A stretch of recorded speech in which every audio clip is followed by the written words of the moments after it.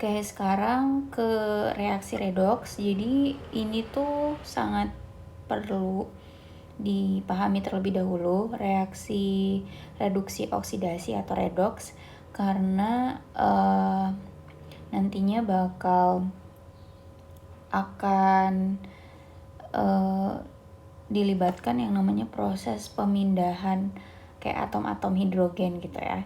Jadi kita perlu tahu apa sih reaksi redoks ini. Nah, jadi kita mulai dari misalnya ketika ada ya kita balik lagi misalnya matahari gitu ya. Matahari itu kan punya energi foton ya.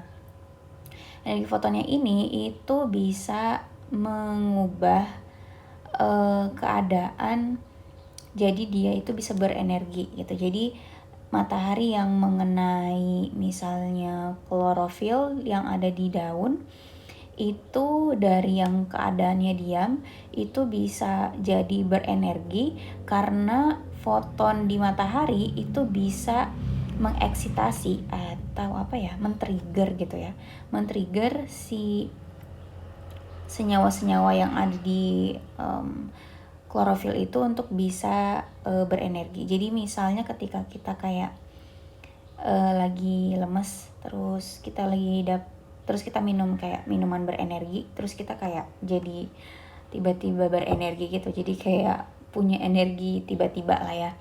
Nah semacam kayak gitulah ya analoginya. Jadi kenapa kita bisa berenergi atau kayak misalnya kenapa terjadi proses fotosintesis yang dilibatkan itu ada foton dari matahari, karena foton itu bisa men-trigger atau memicu adanya perpindahan hidrogen gitu ya, atom hidrogen yang ada di daerah klorofil itu gitu ya.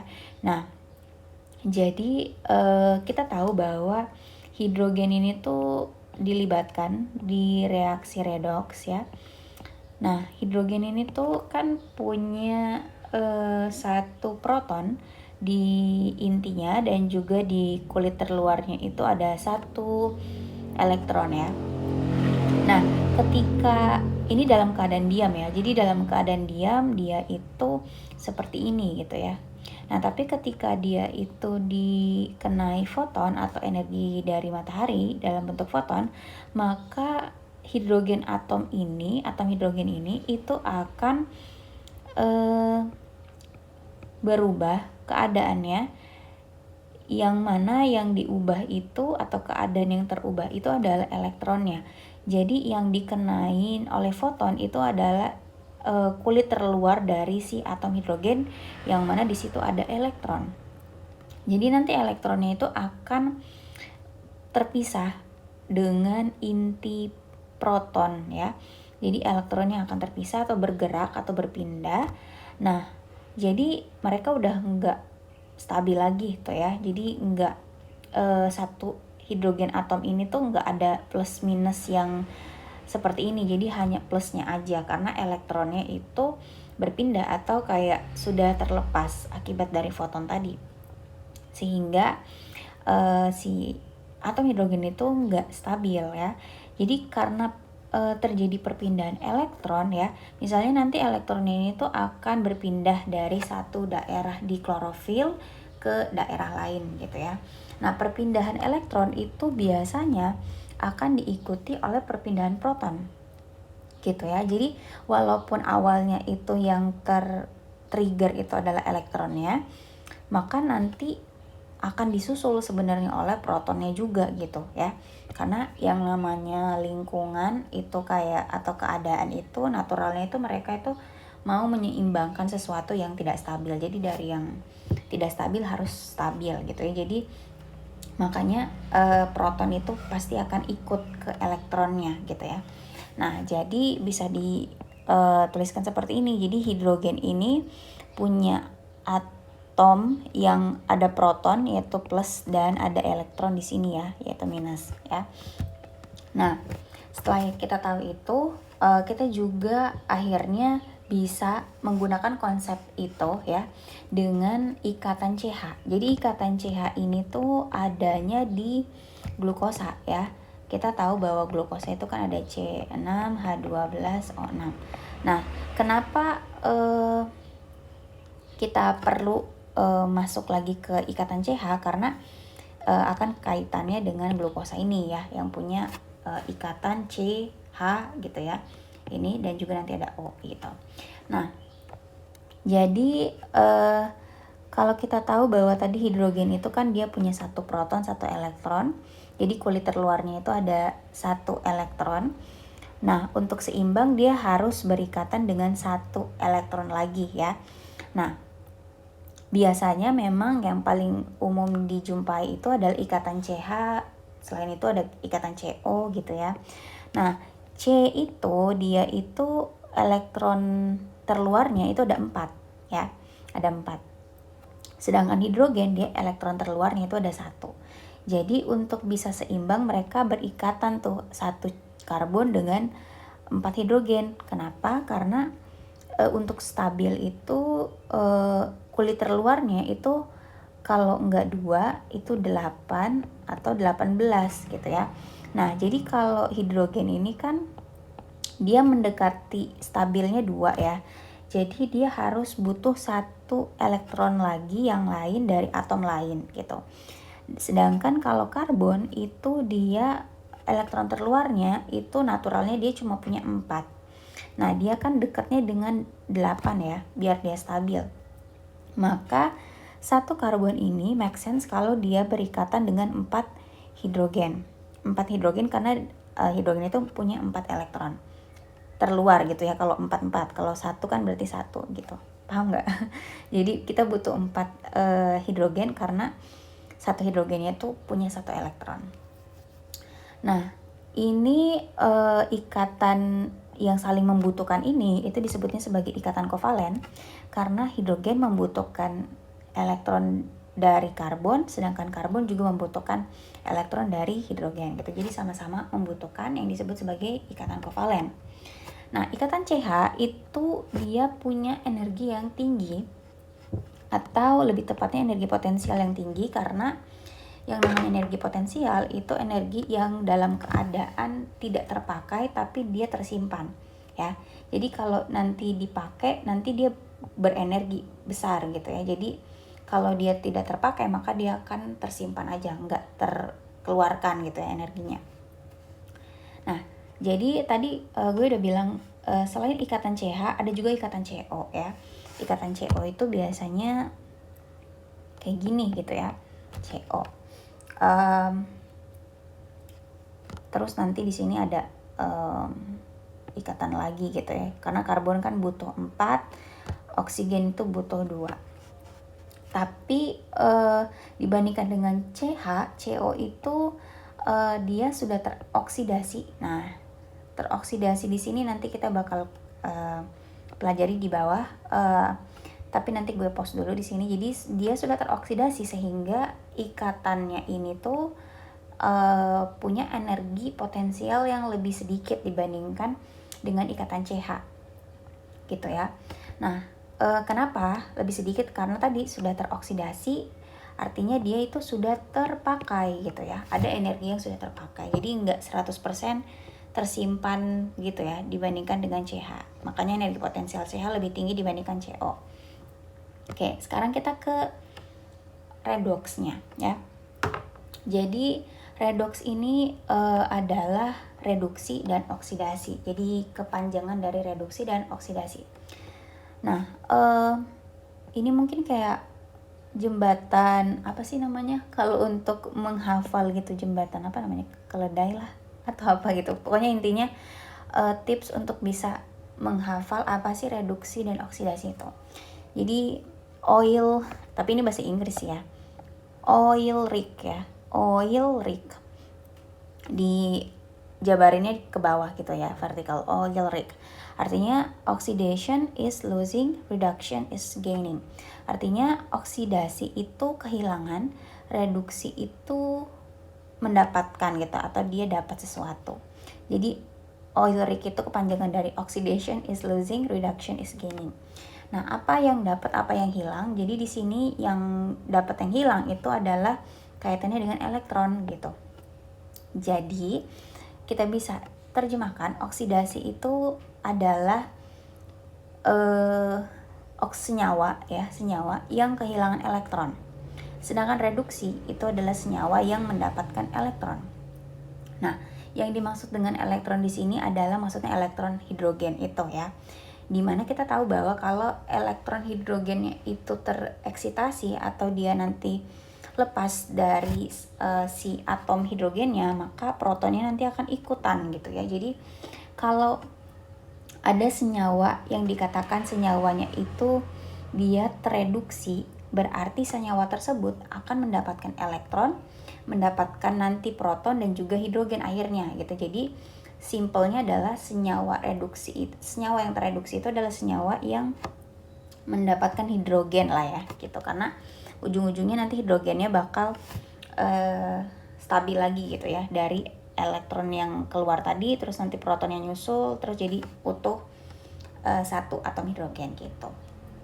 Nah, sedangkan sebaliknya, jadi kalau ada senyawa yang teroksidasi, berarti senyawa tersebut itu kehilangan elektron atau senyawa tersebut kehilangan hidrogen gitu. Oke. Nah, ini sangat penting konsep ini untuk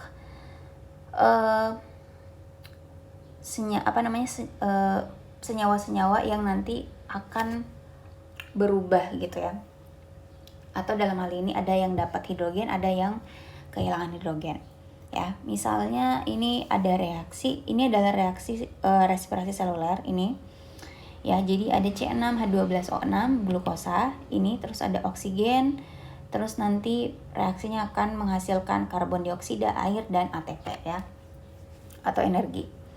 Jadi di sini kita bisa uraikan dulu ya, yang mana yang tereduksi, yang mana yang teroksidasi. Kita mulai dari C6H12O6 itu dengan menghasilkan CO2, dan O2 akan menghasilkan H2O. Nah, kalau C6H12O6 itu berubah jadi CO2, apakah si C6H12O6 ini atau glukosa ini teroksidasi atau tereduksi? Kita bisa lihat dari produknya. Produknya itu dia tidak ada hidrogen. Jadi si reaksi ini itu kehilangan hidrogen. Karena dari glukosa yang punya hidrogen itu ke produknya jadi CO2 itu nggak ada hidrogen. Jadi reaksi ini kehilangan hidrogen, maka reaksi ini disebut sebagai reaksi yang teroksidasi ya. Atau lebih tepatnya glukosa tersebut sebagai bahan itu teroksidasi. Jadi dia kehilangan hidrogen menjadi CO2.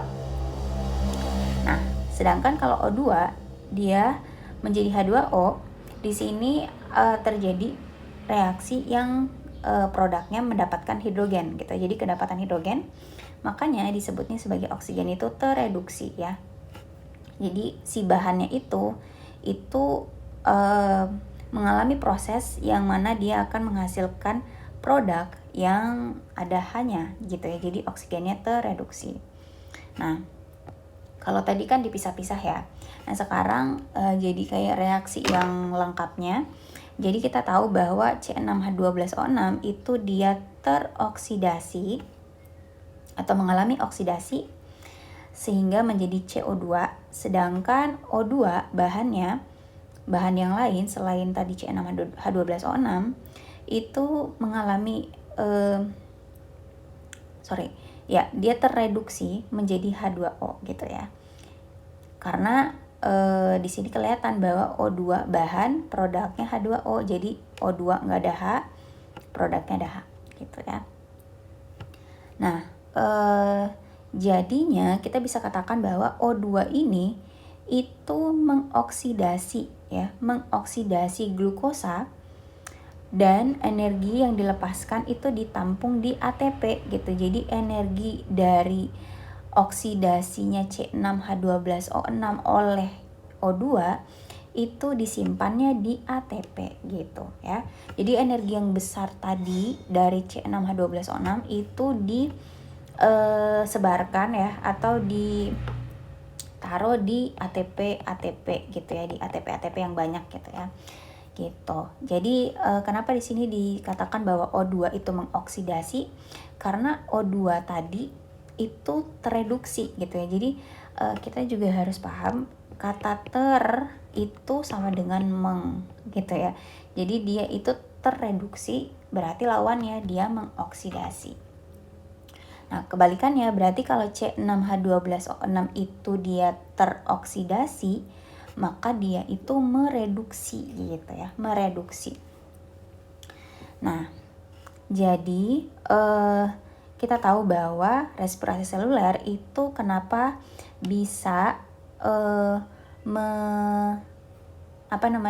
mengkonversi energi besar tadi menjadi energi yang banyak, yang dia itu satuannya itu kecil gitu energinya gitu ya, karena oksigen ini itu perannya adalah sebagai pembakar ya. Jadi dia membakar atau kayak mengubah si susunan kimia dari C6H12O6 ini jadi CO2 ya, sehingga energinya yang besar tadi itu bisa dipecah gitu ya, atau bisa dibuka gitu ya, dibuka terus nanti energinya itu bisa disimpan ke ATP gitu. Nah, jadinya ketika dia sudah teroksidasi si glukosa itu, maka dia akan berubah menjadi CO2 ya. Yang mana kalau dia sudah dalam bentuk CO, berarti energi CO ini ada tetapi dia rendah gitu ya. Karena tadi ikatan CH di C6H12O6 itu lebih tinggi dibandingkan dengan di CO. Nah, makanya tadi dikatakan bahwa ikatan CH itu punya energi potensial tinggi, sedangkan energi yang ada di CO itu punya potensial yang rendah karena tadi ada agen yang membakar C6H12O6 ini, yaitu O2 tadi gitu ya. Oke. Nah, ini reaksi kebalikannya. Jadi kalau respirasi seluler itu dia memecah molekul yang besar terus mengambil energinya dan disimpan dalam bentuk ATP.